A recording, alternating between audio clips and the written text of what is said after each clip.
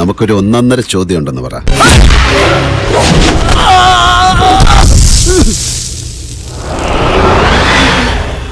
ഇപ്പൊ കഴിഞ്ഞ ദിവസം ഒരു ഭീഷണി ഉണ്ടായി എന്ന് പറഞ്ഞു. ആദ്യമായിട്ട് ഭീഷണി വന്നാണ്.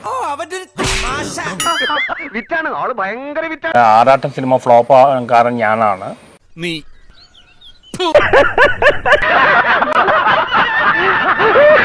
ഒരു പൊടിക്ക് കിറുക്കുണ്ടോന്ന് കൂടി സംശയമുണ്ട്.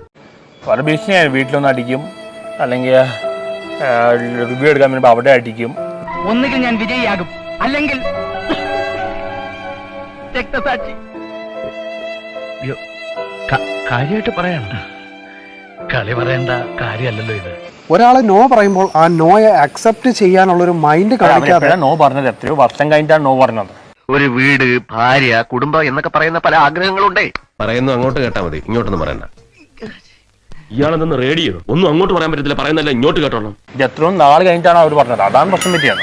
അതെന്നെ ഉദ്ദേശിച്ചാണ്, എന്നെ തന്നെ ഉദ്ദേശിച്ചാണ്, എന്നെ മാത്രം ഉദ്ദേശിച്ചാണ്. എന്നെ 6 മാസം മുമ്പ് മെസ്സേജ് അയച്ചു, ഡിസ്റ്റർബൻസ് ആണ് അല്ല പറഞ്ഞു. ഞാൻ പിന്നെ മെസ്സേജ് അയച്ചിട്ടില്ല. ആരാടാ നിന്നെ ഈ ദുശീലങ്ങളൊക്കെ പഠിപ്പിച്ചത്? നോക്കിയും കണ്ട് നിന്നാൽ നിനക്ക് കൊള്ളാം. അതുകൊണ്ട് അവർ എന്നെ ഒരു ബ്രദറായിട്ടോ സുഹൃത്തായിട്ടോ കാണണമെന്നും പറയുന്നുണ്ട്. വേണമെങ്കിൽ കാണാം. വേണ്ട.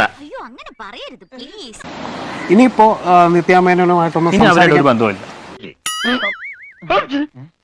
എന്നാ പിന്നെ വരാനുള്ളത് ഏതെങ്കിലും ഓട്ടോ പിടിച്ചു വരും മുമ്പ് ഞാൻ പോട്ടെ. ദൈവം കാക്കട്ടെ.